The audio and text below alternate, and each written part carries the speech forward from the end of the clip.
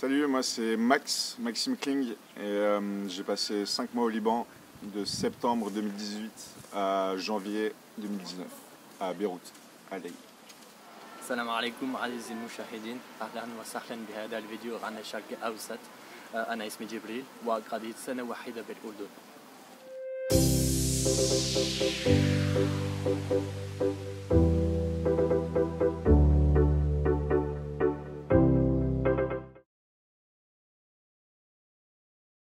Je sais pas, ça dépend de tes objectifs de départ. Je pense que si jamais tu veux partir dans un pays pour apprendre une langue, vraiment bien l'apprendre, il vaut mieux rester 1 an dans ce pays-là. Et voilà, ça permet de mieux s'intégrer, de créer des liens plus forts avec les gens sur place. Moi je sais que si jamais j'étais resté voilà, seulement 5 mois ou 6 mois, ça m'aurait frustré. Donc après voilà, tout dépend de ce qu'on veut faire de sa troda, quoi. Ouais, tout dépend du pays où tu vas. Parce que par exemple le Liban, où j'ai passé 6 mois, c'était, on va dire, pour moi suffisant pour découvrir la culture et la société et le territoire libanais et la région. Peut-être pas le temps de découvrir la région, mais en tout cas le Liban qui est un tout petit pays qui fait la tête de la Gironde, je crois. Du coup, c'est vraiment tout petit. Mais ensuite, quand je suis allé au Brésil rejoindre Jules, par exemple, qui a passé 1 an au Brésil, et ben, tu te rends compte qu'il a appris le portugais par cœur et maintenant il est bilingue, quoi. Alors qu'au Liban, j'ai pas pu apprendre aussi bien l'arabe. Et ça, c'est un peu ce qui est dommage si tu passes que 6 mois dans un pays. C'est la maîtrise de la langue. Je pense, en tout cas pour la Jordanie, à Amman, c'est relativement moins cher qu'en France dans tous les domaines. Après, c'est pas non plus. Faut pas se dire que voilà, tout coûte 5 centimes. Quand tu fais des courses dans un magasin, genre c'est quasiment les mêmes prix qu'en France, mais si tu vas au marché, comme il faut faire, là tu as une quantité énorme de nourriture pour pas grand chose. Et après au niveau des loyers, c'est genre moi j'avais un appart genre 35 mètres carrés et je payais l'équivalent de genre 290 € par mois, donc ça va. Et Beyrouth, c'est une ville super chère pour les expatriés. Ça veut dire qu'au niveau du logement, tu te retrouves dans des prix moyens de 450 $ la chambre dans un appartement. Et c'était assez compliqué pour trouver une chambre pas chère. Du coup, j'avais une chambre à 300 $ moi, mais qui était beaucoup plus au sud du quartier chrétien et moins central. Mais si tu vas habiter dans le Montmartre beyroutin, on va dire, c'est facilement 500 $ la chambre. Donc ça, le logement, je crois que c'est la 5e ville la plus chère pour les expatriés au Moyen-Orient, Beyrouth. Après des villes comme Dubaï, Abu Dhabi, donc c'est un truc de fou. Et le coût de la vie qui est à Beyrouth, c'est cher, et dans le reste du pays, c'est relativement abordable, et pour les expats, c'est vraiment cool. C'est pas trop cher. Moi j'étais en coloc avec un Syrien. On avait un appart à 2, quoi, qu'on a divisé en 2. Ouais, moi j'avais en gros, justement, c'est un truc auquel il faut faire attention au début. C'est, voilà, tu as des contrats, et donc moi j'ai signé un contrat pensant que je m'engageais seulement pour 3 mois, et au final c'était un contrat pour 9 mois. Du coup j'étais coincé dans mon appart, et au début, genre quand tu arrives, tu connais personne, donc tu prends un appart tout seul. Donc au final je me suis retrouvé un peu bloqué dans mon appart, mais enfin, voilà, les gens là-bas ils ont le sens de l'hospitalité, et tu peux dormir chez d'autres gens sans problème. Pas de contrat. Moi j'allais payer le loyer à l'épicier du coin. Et il n'y avait pas de contrat. Ouais, tout en liquide, cash, tout en cash pareil. 0 virement. C'est ça. 0.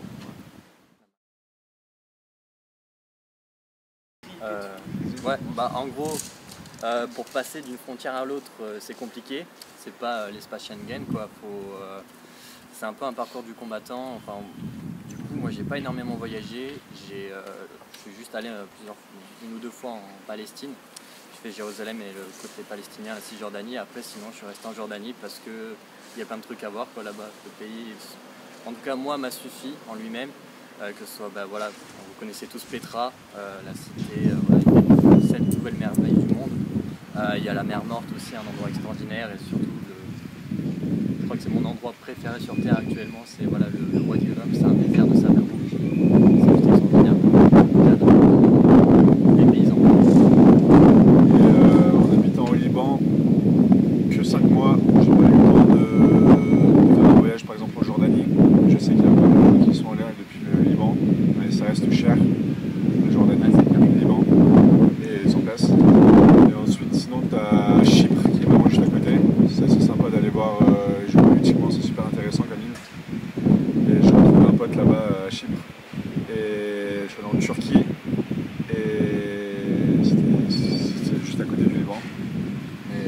devais aller en Égypte pour Noël, mais à cause de problèmes médicaux, j'ai pas pu y aller. Mais sinon, t'avais l'Égypte aussi.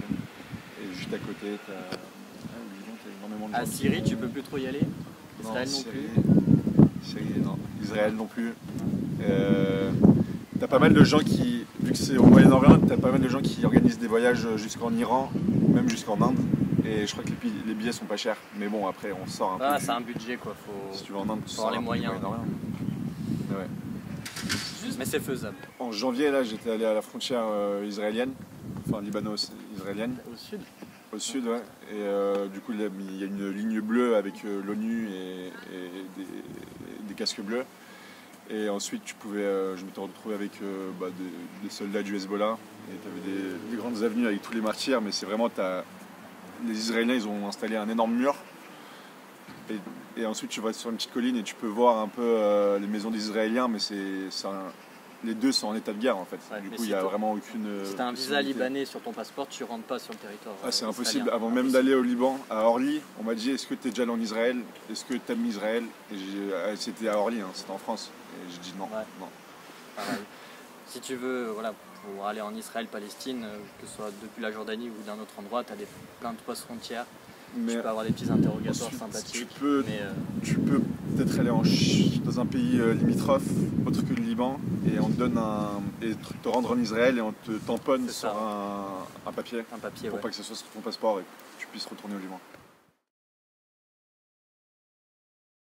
Oui, l'intégration en tant qu'étranger en Jordanie, ça se passe.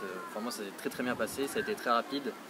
Les gens ont vraiment un vrai sens de l'hospitalité, ils sont super contents de voir qu'un étranger vient dans le pays pour y vivre, pour apprendre la langue. Et par exemple, moi c'est une anecdote que je raconte à chaque fois du coup, c'est genre voilà un type qui cherchait une ambassade, moi je venais de passer devant et du coup je lui montre le chemin de l'ambassade et le mec oh, merci beaucoup, ce soir je t'invite à manger chez moi. Enfin, c'est vraiment, et tout le monde fait ça, et c'est vraiment quelque chose qui est très différent en tout cas par rapport à la France, qui moi m'a personnellement beaucoup marqué et que j'ai beaucoup aimé.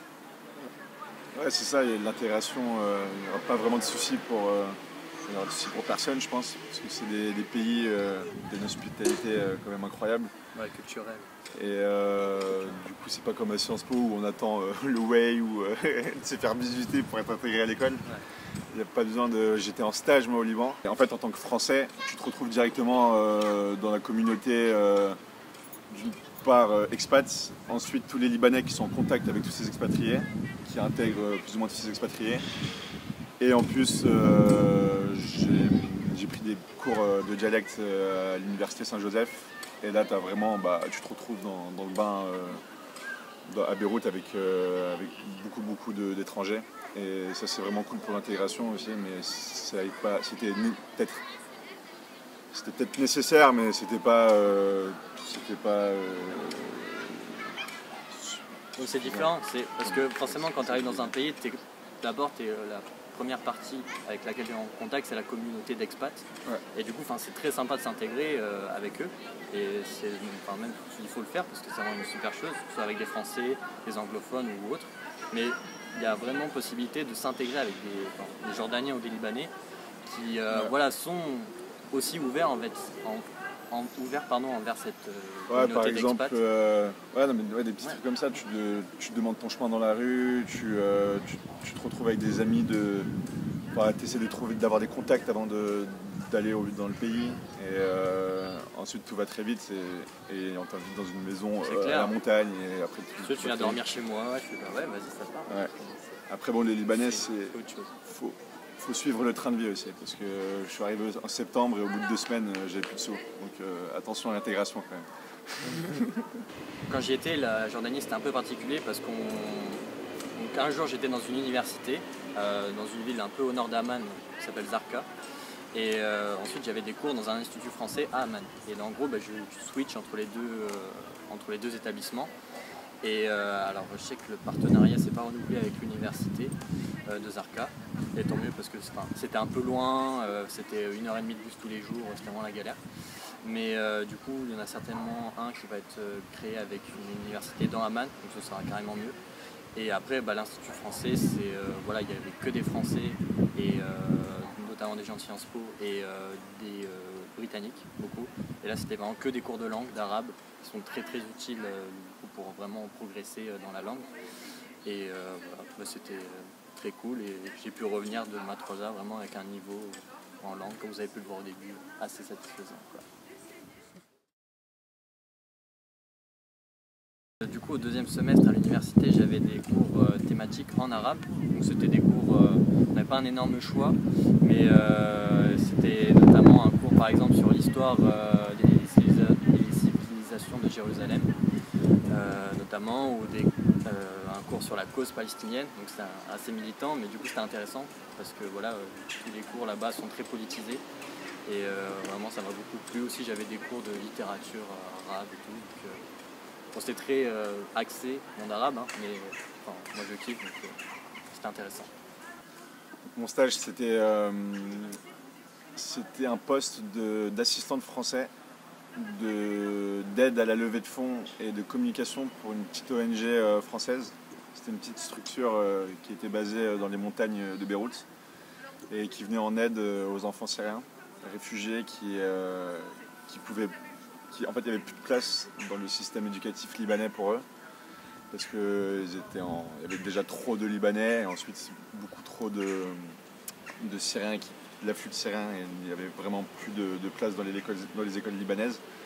Et donc on avait une centaine d'élèves dont on se chargeait avec une équipe libano-syrienne de donner des cours, et moi j'enseignais le français. Et c'était vraiment mignon et vraiment sympa, et professionnellement c'était vraiment cool. Ça m'a donné beaucoup d'autonomie et de motivation à être créatif et à juste à prendre en main des projets pour ces enfants. J'ai progressé, j'ai pris des cours d'alphabet latin en fait. On ne nous enseignait pas l'alphabet arabe, on nous enseignait l'alphabet latin avec des chiffres qui remplaçaient la phonétique. Ouais. Du coup, j'ai un peu appris le langage texto, mais ça permettait de parler, d'avoir les mots. D'intérioriser beaucoup plus de vocabulaire comme ça. Clairement. Au Liban, c'est vraiment, en tant qu'étrangère, t'as vraiment pas de soucis.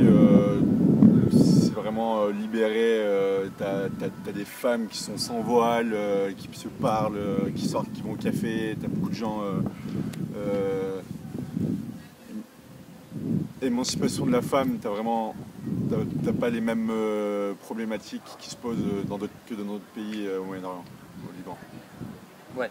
Après, forcément, donc, comparé au Liban, la Jordanie c'est beaucoup plus conservateur, mais c'est pas non plus, voilà, on se dit monde arabe, voilà, c'est Arabie Saoudite, Iran, c'est dictature. Les femmes en Jordanie sont pas obligées de porter le voile, et ça fait qu'il y a quand même une grande partie des femmes qui ne portent pas le voile, et c'est pas. Peut-être que socialement c'est mal vu, je ne sais pas, mais en tout cas c'est quelque chose qui est largement normal, et il y a de plus en plus d'étrangers, donc tu vois des femmes pas voilées partout dans la rue, même, enfin, voilà, il y a quand même beaucoup plus de femmes qui sont voilées, il y a très peu de femmes qui portent le voile intégral, la burqa, c'est très très peu, en tout cas à Amman. Et après, pour ce qui est forcément, nous on n'est pas confrontés à tout ce qui est harcèlement de rue ou autre, mais je sais qu'en tout cas les filles qui étaient avec moi donc, là-bas en Jordanie, à Amman, ne sont pas en tout cas senties plus mal à l'aise qu'en France. D'après. Attention, parce que j'ai eu pas mal d'échos d'histoires de harcèlement dans les taxis et après, forcément, de viol, mais je pense que c'est quand même, ça reste des exceptions. À Beyrouth ? Ouais. Bah, forcément, après, ouais, quand tu prends un taxi seul, faut faire attention quand même. La nuit, même en tant que. Moi j'ai pu me faire emmerder aussi pour d'autres trucs, hein, mais quand tu prends un taxi seul, surtout la nuit, forcément, peu importe l'endroit où tu vas, tu peux avoir des problèmes, quoi. C'est le même souci que dans les grandes villes partout dans le monde, quoi. Je pense. C'est assez profond, mais c'est peut-être. C'est ce que j'ai ressenti en tout cas. C'est un peu le traumatisme de la guerre civile qui a été achevé il y a 30 ans au Liban. Et ça se ressentait vraiment. Et ouais, cette tension liée à la violence que tu sens quoi, la violence ambiante, et vraiment j'ai l'impression que tout le monde a vraiment peur d'une nouvelle guerre. Le climat il est toujours tendu. Et t'as un climat super tendu qui se ressent. Et j'ai ressenti en fait ce traumatisme, et ça c'était un peu troublant en même temps quand tu étais avec les étrangers et quand j'étais avec les Libanais justement, qui faisaient la fête et qui se défonçaient, et qui buvaient, et je leur disais mais ça vous intéresse pas de... Ils connaissaient plus la politique de Macron que la politique un peu de leur pays, que les chiffres, les statistiques de leur pays, parce que vraiment il y a ce traumatisme où il faut un peu oublier ce passé et passer à autre chose. Et ça c'était quand même troublant, en plus du racisme d'État quand même. Il y avait énormément de racisme, tu ressentais, c'était par exemple des centres commerciaux pour chrétiens, des centres commerciaux pour musulmans, et là tu te dis ah merde, ça c'était pas habitué en tant qu'Européen de voir des choses comme ça, et ça c'est troublant. Ouais, c'est clair. Bon, pour le coup la Jordanie c'est un passé moins compliqué que le Liban, il n'y a pas eu de guerre civile. Après c'est quand même toujours particulier, il y a plusieurs communautés qui s'affrontent, notamment en fait en Jordanie plus de la moitié des gens sont d'origine palestinienne. Donc en fait c'est quelque chose que j'ai pu ressentir aussi en parlant avec les gens. Quand tu leur demandes d'où ils viennent, ils disent ouais je suis jordanien mais je viens de Palestine. Et du coup c'est quelque chose qui c'est pas un aspect négatif, mais quand tu parles un peu politique avec les gens, c'est quelque chose qui est très très présent dans leur discours. Non, à part ça, bon ça c'est des considérations plus politiques. Après dans la vie quotidienne, il y a des petits trucs forcément moins bien qu'en France. C'est un peu le bordel. Enfin, la circulation en tout cas c'est un peu le bordel parce qu'il n'y a pas de transport en commun. Donc pour partir d'un point A à un point B, il faut prendre un taxi. Ça coûte un peu cher forcément à force. Et puis voilà, c'est un peu compliqué pour se déplacer dans la ville, mais ça va. Après il y a des trucs tout con, genre forcément les maisons sont moins bien isolées, donc tu te cailles vraiment en hiver. Mais sinon à part ça vraiment, moi je sais pas tant de choses qui m'ont dérangé. Ouais c'est vrai ça, l'aspect isolation. Isolation, ça. Ça a fait des quiches. Ce qui est intéressant de dire aussi sur Beyrouth, c'est le chaos aussi, enfin le contraste entre des immeubles super modernes et juste à côté des trucs effondrés avec des impacts de balles et tout, mais bon, ça c'est juste une observation.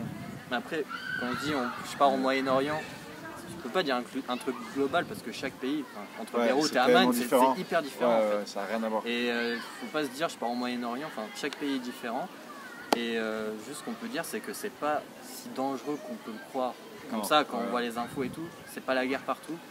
Et même ce que l'ambassade dit, si j'avais écouté les conseils de l'ambassade française à Beyrouth par exemple, je serais resté à Beyrouth en fait. Ouais, pareil, il y a les trois quarts qui étaient en zone rouge. N'allez pas dans cette ville, n'allez pas à la frontière avec la Syrie. Alors qu'il n'y a aucun problème. Moi j'ai aucun. Mieux vaut prévenir que guérir, mais bon, à un moment c'est l'aventure et il faut faire attention, suivre des règles de sécurité de base. Mais il y a des locaux qui connaissent, il y a des gens qui connaissent, et il faut rentrer en contact avec ces gens. Et juste vivre son expérience à fond dans ce sens-là, il ne faut pas avoir peur en fait. Il ne faut pas avoir peur des gens, il faut leur faire confiance. Diminuer sa peur et un peu prendre conscience que les risques sont relatifs. Et un conseil à donner pour ceux qui veulent aller au Liban, du coup, c'est on va pas se leurrer, si tu vas au Liban, tu vas parler français, anglais, arabe, tu vas parler libanais en fait. Même dans la même langue quoi. Tu vas parler libanais. Dans la même phrase, tu vas dire un mot en français, un mot en anglais et un mot en arabe. Mais ça c'est avec un peu la jet set libanaise qui parle comme ça. Et dans la rue, certes, tu vas pouvoir exercer ton arabe, mais l'arabe qu'on apprend en France, le littéraire, ça ne servira à rien. Parce qu'il faut apprendre le dialecte libanais en fait. Dans chaque pays où tu vas aller, il faut apprendre le dialecte du pays et pour pouvoir communiquer dans la rue. Et ça, si vous avez l'intention de vous rendre dans un pays du Moyen-Orient, essayez d'apprendre le dialecte un peu avant d'y aller. Comme ça vous permettra de pas qu'on se foute pas de votre gueule quand vous arrivez et que vous demandez un verre d'eau en arabe classique. Ouais. Il faut se dire avec qui ce qu'il veut lui. Au début c'est marrant, mais après ça les dérange pas genre. Ouais, au Liban c'était vraiment c'était un alien si tu parlais arabe. Oui, un Fusra.